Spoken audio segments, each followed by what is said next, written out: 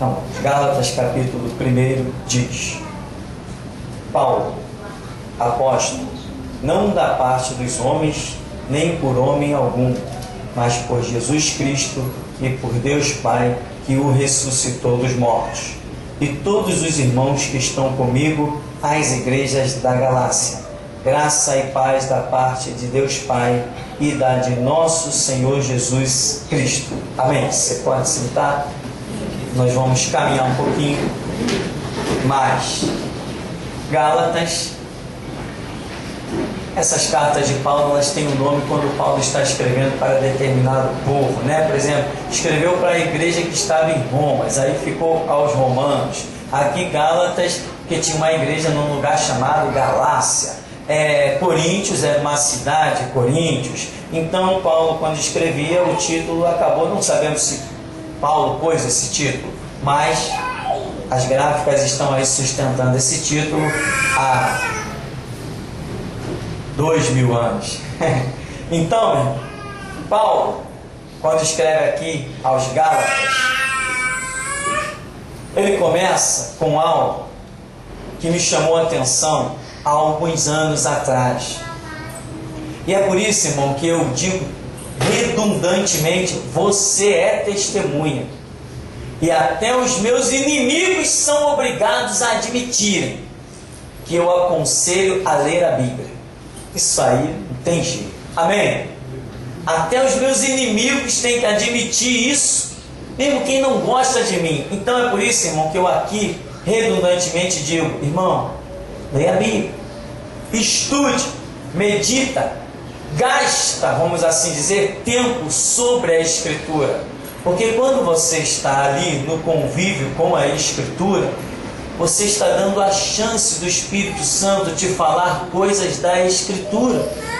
Se você está convivendo com outras coisas e a palavra está longe do seu ser, você não estará dando nenhuma chance a ele de se revelar pela palavra. E quando o Espírito Santo se revela sem os princípios, vamos assim dizer, da palavra, sem a base sólida da palavra, o seu entendimento ele fica sempre muito vazio.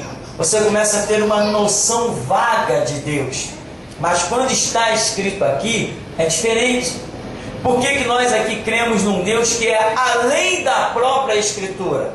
Porque a Escritura nos dá essa base, dizendo que Ele é soberano e mostrando que Ele é soberano. Então quer dizer, se Ele é soberano, nem a Bíblia o pode conter. A Bíblia nos mostra que Ele é transcendental. Se Ele é transcendental, nem a própria Bíblia o pode conter. O Deus que nós servimos não é um Deus limitado à Bíblia. O meu não é. Então, Paulo diz assim, Paulo, apóstolo, aí ele abre um colchete que ele poderia ter ignorado. Ele diz, Paulo, apóstolo.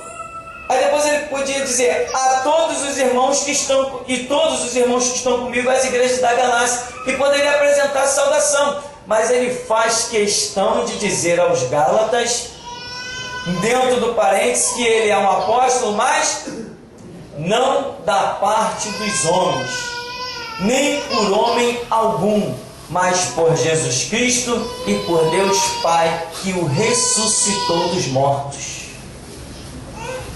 Irmão, quem batizou Paulo?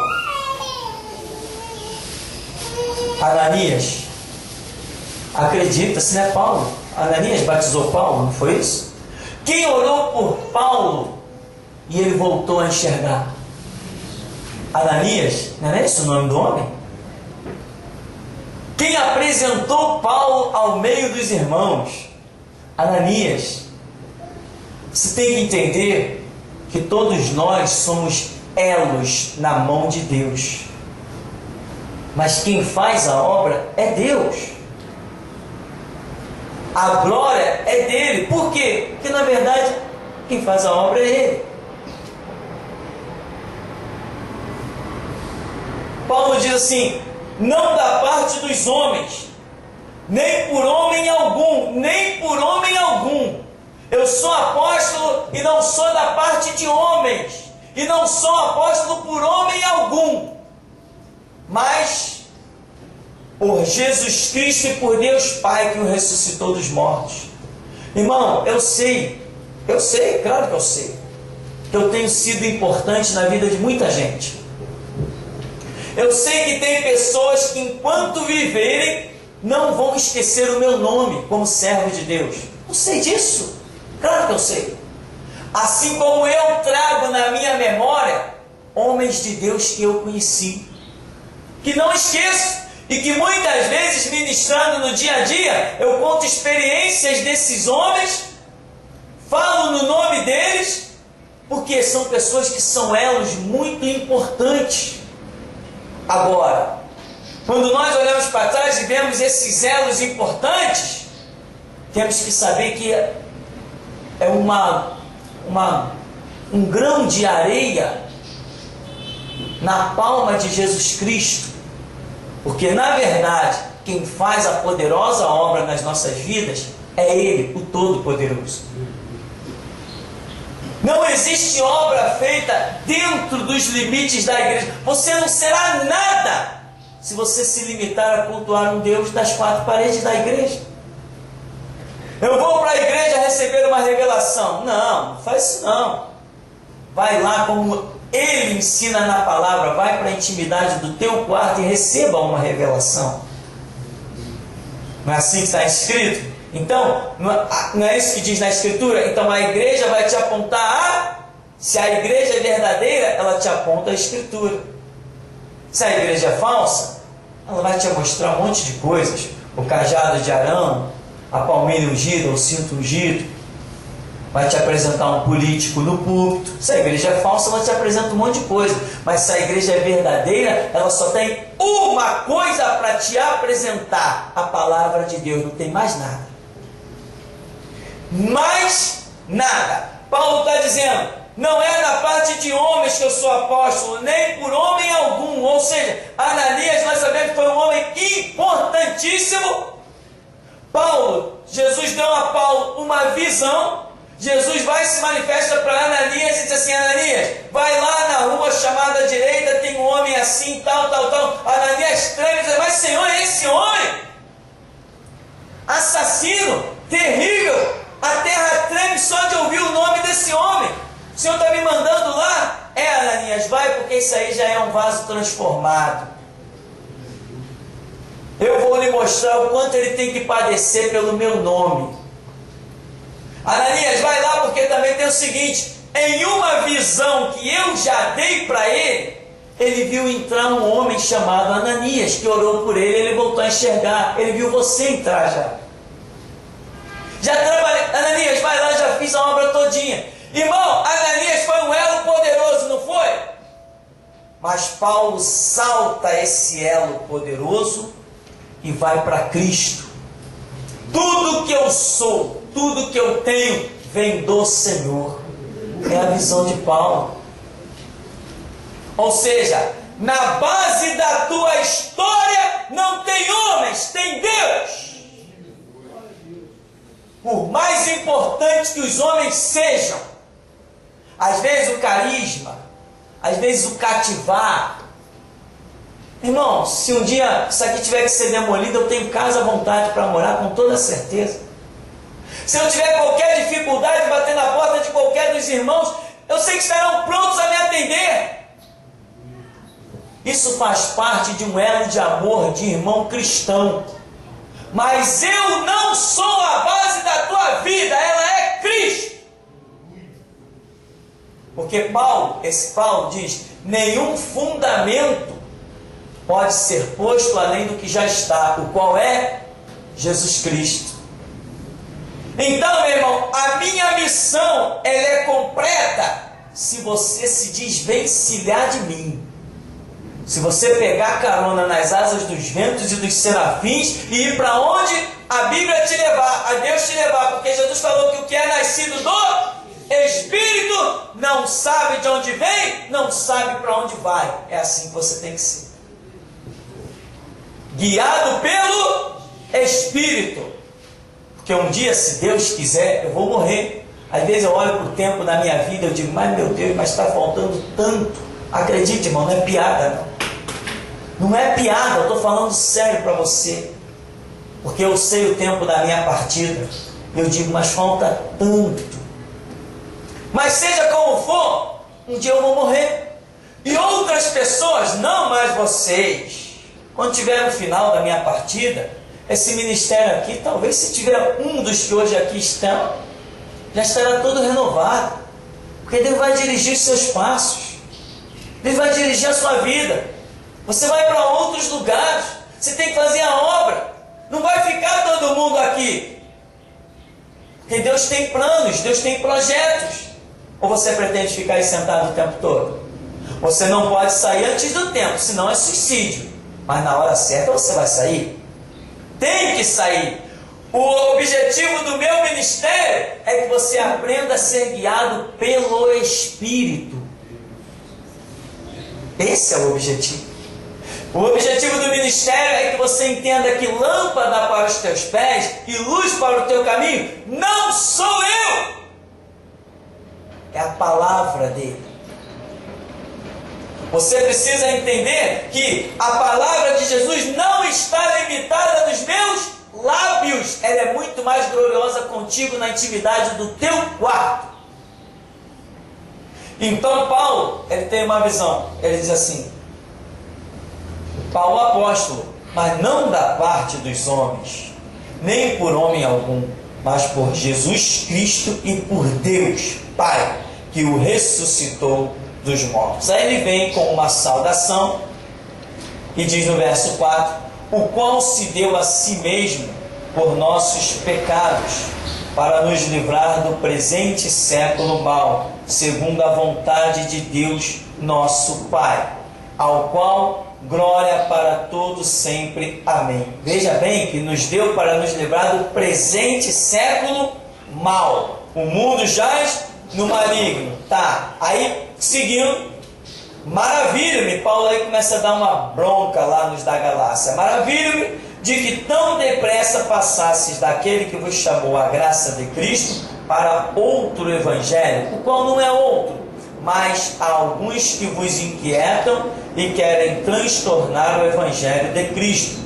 Mas, ainda que nós mesmos ou um anjo do céu vos anuncie outro evangelho além do que já vos tenho anunciado, seja anátema.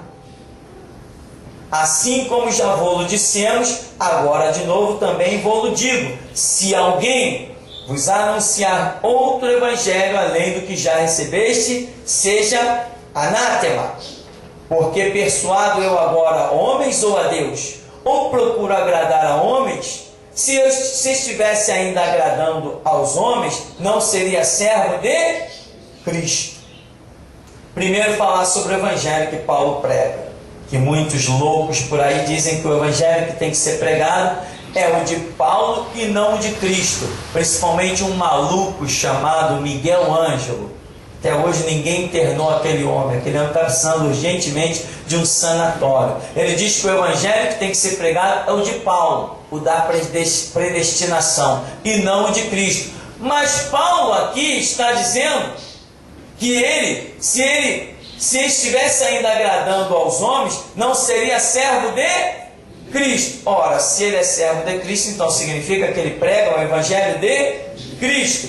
No verso 12, olha o que ele diz: porque não recebi nem aprendi de homem algum, mas pela revelação de Jesus Cristo. Ora, se Jesus Cristo revelou o seu evangelho a Paulo, como nós vemos, num tempo em que pergaminho era coisa que não existia, no tempo de Paulo não tinha pergaminho, a coisa não estava como é hoje, tudo de bandeja para nós. Então, Paulo diz que recebeu o evangelho de Cristo, e hoje nós temos esse evangelho, que se encontra em Mateus, Marcos, Lucas e João. Mas aqui eu quero dizer que ele diz no verso 10, na metade: ou procuro agradar a homens. Se estivesse ainda agradando aos homens, não seria servo de Cristo. Mas faço-vos saber isso, que o evangelho que por mim foi anunciado não é segundo os homens. Irmão, o evangelho que por mim foi anunciado não é segundo os homens. Ou seja, a sua visão de evangelho não tem que ser o que homens concordam ou discordam. Isso não interessa. Paulo está dizendo, se estivesse agradando a homens, eu não seria servo de Cristo. Ele está dizendo, se eu estivesse agradando a homens, eu não seria servo de Cristo. Está entendendo isso? É o que Paulo está dizendo. Ou seja, quem está agradando os homens não são servos de Cristo. E aí você vai ver, né? Assembleia é um movimento que não sai da minha cabeça. Parece até que eu sou perseguidor deles. Vai ver que sou. Então, eles estão agradando os homens. E os homens se agradam deles. Mas quanto a Paulo? Paulo pisava em qualquer cidade, meu irmão, era um horror. Quando Paulo botava as suas botas numa cidade, a cidade pegava fogo. Paulo chegou numa cidade, em Éfeso, e lá tinha o templo da Diana dos Efésios, uma das 8 maravilhas do mundo. Quando Paulo chega naquela cidade, Paulo diz assim, não são deuses os que se fazem por mãos humanas. Você vê os homens que estão na televisão proclamar isso mais? Essa declaração de Paulo lhe custou prisão e apedrejamento, cadeia, grilhões, chicotadas, porque ele disse, não são deuses que se fazem por mãos humanas. Hoje tem um monte de gente aí na mídia caladinho, aceitaram o ecumenismo dos congressos, aceitaram as leis feitas em Brasília, está tudo calado, capacho do diabo, porque eles ainda querem agradar a homens. Teve uma revelação nesse ministério, eu creio que foi uma revelação poderosa, que o governador é maçom. Você sabe que é o governador, né? Maçom. Talvez seja por isso que aquele falso sacerdote teve que apoiar ele nas eleições, mas isso fica para outra fita, porque tudo aqui é seu devido tempo, tudo é na hora certa. Então, Paulo não é um homem que está agradando o homem. Você fala, eu sou apóstolo de Cristo, o evangelho que eu prego, eu não estou querendo agradar a homens, senão eu não seria servo de Cristo. Ou seja, irmão, se prepara para a intriga, se é que tu pregas a verdade. O teu Jesus, por pregar a verdade, foi parar na cruz. Lá é o nosso lugar, na cruz. Aleluia. Nosso lugar é na cruz, depois da cruz, no túmulo, e depois ressuscitar no terceiro dia e reinar com ele no milênio. No terceiro dia, no terceiro milênio. Seremos ressuscitados. Ele fez a ferida e ligará. Depois de 2 dias ele ressuscitará, e ao terceiro dia viveremos diante dele.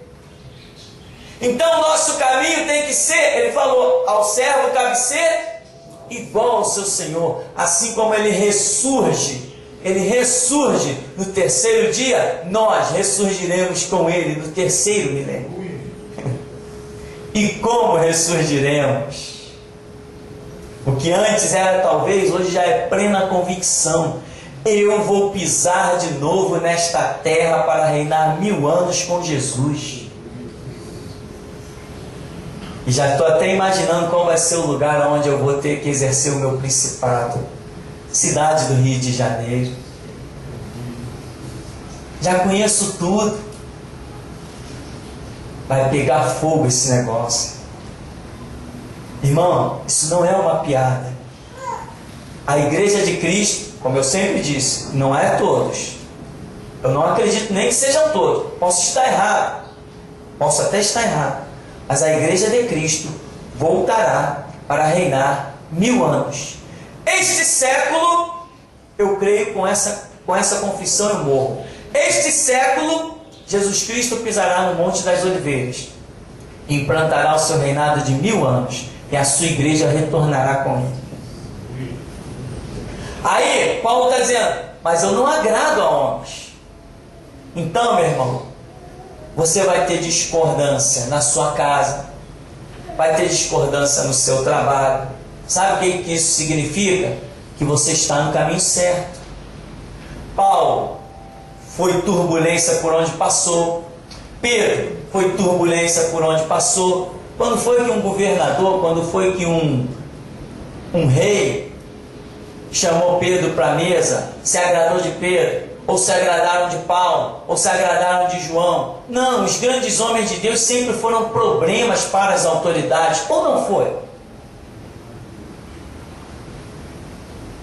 Os grandes homens de Deus sempre foram problema para as autoridades. Aleluia! Glória a Deus! Meu irmão, aleluia! eu vou te dizer uma coisa. Assim diz o Senhor. Aleluia! Aleluia a Deus! Os grandes homens de Deus sempre foram problemas para as autoridades. Aleluia! Sempre Louvado seja o teu foram. nome, Senhor! Quer exemplo? John Lewis, Martinho Lutero, Ezequiel, Aleluia! Daniel, Aleluia! Ananias, Misael e Azarias, Aleluia! Isaías, Jeremias, Teu nome, Senhor! Amós, Obadias, Aleluia! Abacuque. Você quer mais nome? Pedro, Tiago, João, Estevão, Alfeu, Bartolomeu. Grandes homens de Deus sempre foram problema para as autoridades. Aleluia! Porque homem de Deus, quando é grande, se curva só uma lei e só um Deus. Aleluia, Jesus! Tem que entender isso, meu irmão. Você é apóstolo, você é enviado, você é servo. Então os homens têm que ranger o dente contra você. Tem que desejar te engolir. Aquele endemoniado, Átila Nunes, estava ontem na Metropolitana, me trouxeram o rádio correndo para eu ouvir o homem. O homem não. Aquilo não é homem, aquilo é um projeto de homem. Homem sou eu que tenho uma confissão e morro por ela. Aleluia! E ele dizia: esse jovem que colocou o vídeo na internet, eu tenho medo. Ele é muito perigoso. Resistiu à prisão. Aí encheu a linguiça, como eles costumam fazer. O dele já está preparado. O vídeo para ele já está preparado. É só a hora. Já está rascunhado.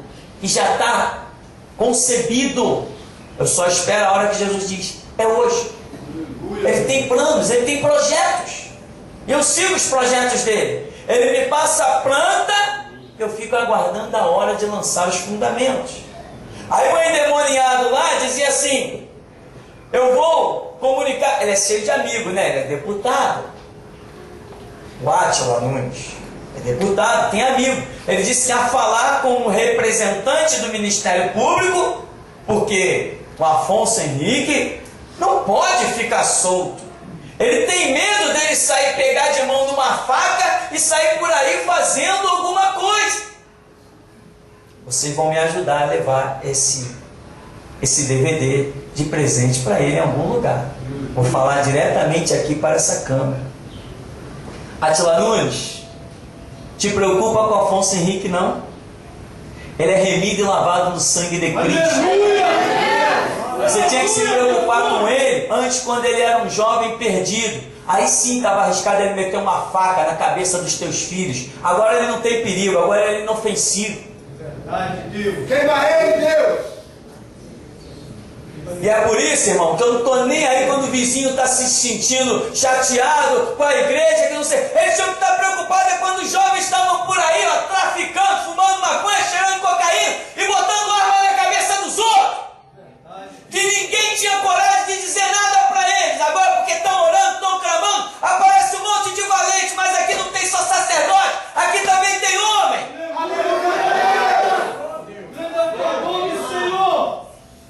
Estou nem aí.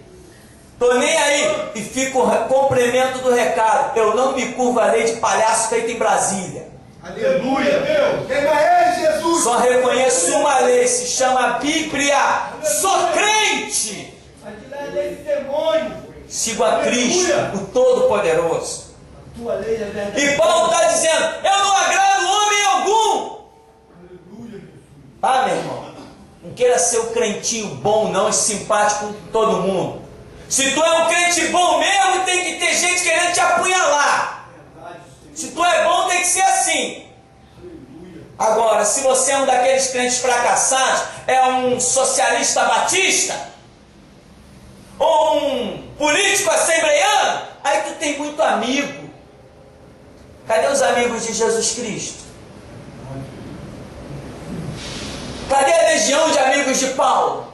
Cadê? Cadê a legião de amigos de Pedro?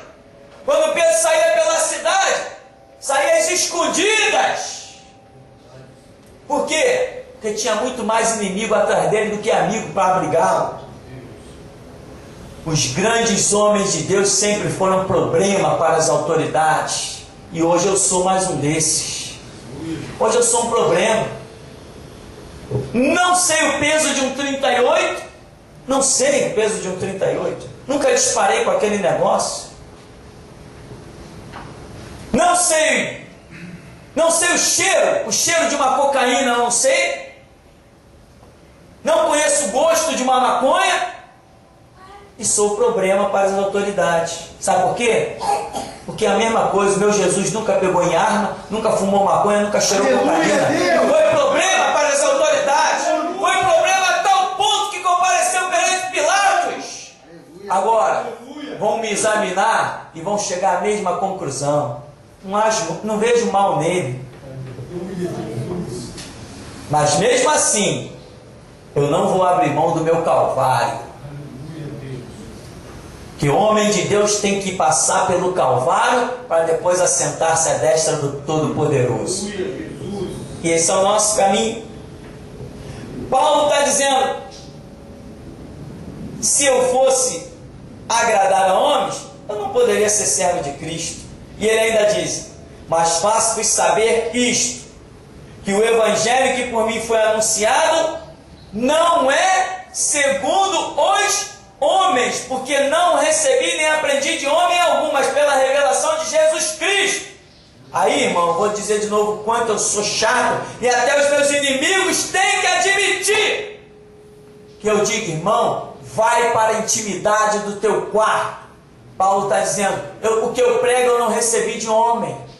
Então ele recebeu na intimidade com Deus, recebeu na oração, ele ouviu Deus, ele aprendeu, ele recebeu a revelação e caminhou, e foi o que foi. E o que ele foi? Um problema para as autoridades. Então, meu irmão, não recebi, não aprendi de homem algum, mas pela revelação de Jesus Cristo. O que você prega, meu irmão? Ah, eu estou pregando o que o pastor Tupirani falou. Então, meu irmão, você não é nada, você não é ninguém. Você se tornou um discípulo de homem. Eu não sou discípulo de homem, eu sou discípulo de Deus. Aleluia. Eu não tenho espelho, eu não quero ninguém me imitando. Jesus não quer ninguém me imitando. Ele quer que cada um ouça dele e siga o que ele tem. Tem gente que às vezes diz assim: pastor, eu quero ser igual a você. Eu falei assim: meu irmão, você quer ser derrotado? Ser igual a mim é ser um derrotado.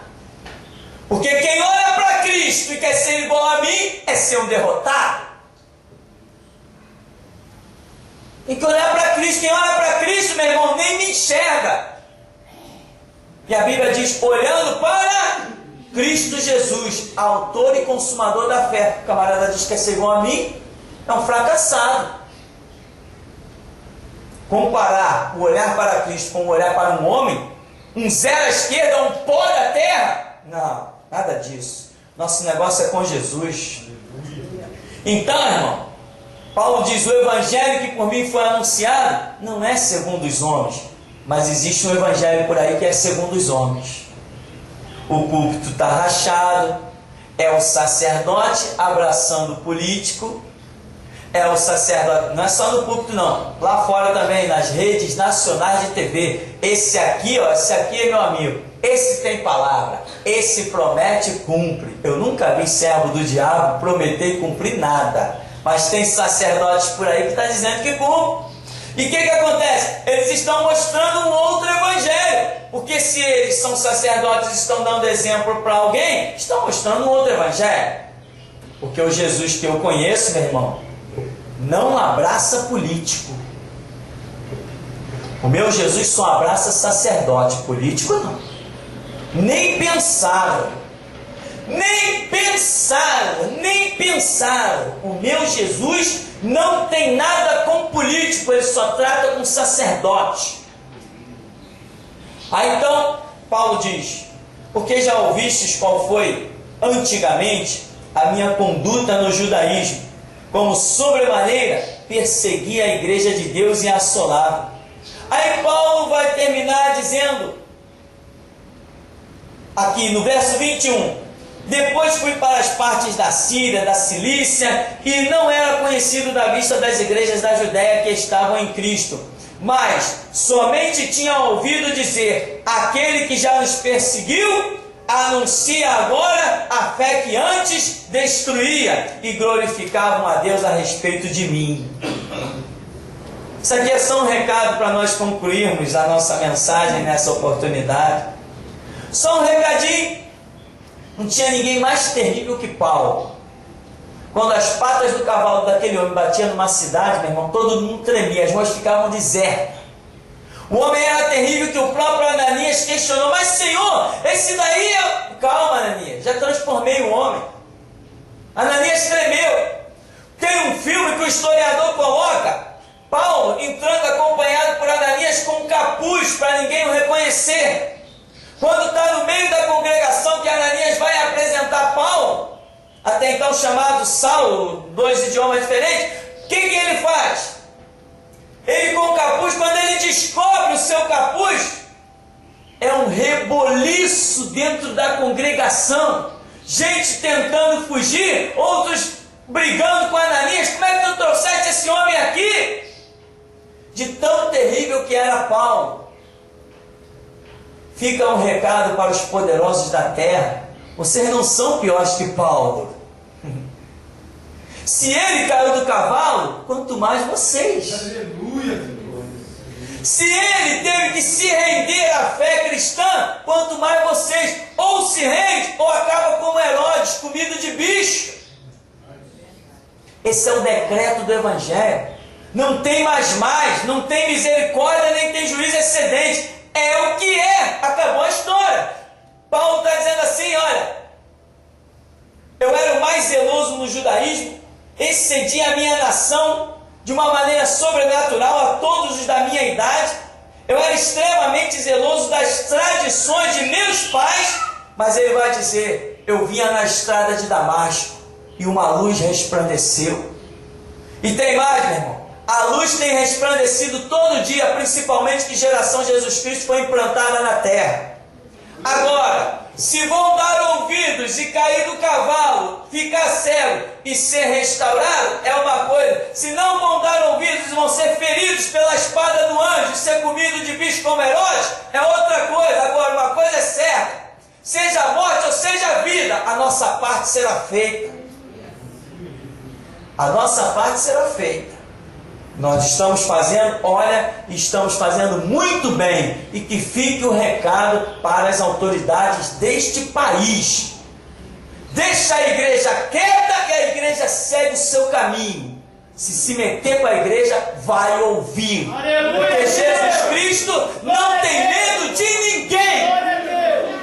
Ele dá o fôlego da vida, ele tira, ele sustenta o seu servo do jeito que ele quiser. Ele ri e zomba dos homens da lei. Lei é ele, autoridade é ele, Senhor é ele. Aleluia. Fica o recado para os homens dessa terra: Jesus Cristo não se curva a lei de ninguém, eu sou discípulo dele.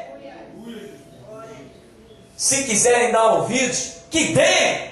Se não quiserem, que não deem. Mas não digam que eu não avisei. Só não digam que não foi avisado, porque ninguém chegará inocente perante Jesus Cristo. Então, meu irmão, tínhamos muitos detalhes, mas guarda aí então. Paulo diz assim: ou procuro agradar a homens. Se estivesse ainda agradando aos homens, não seria servo de Jesus Cristo. Amém? O Senhor nos abençoe em nome de Jesus.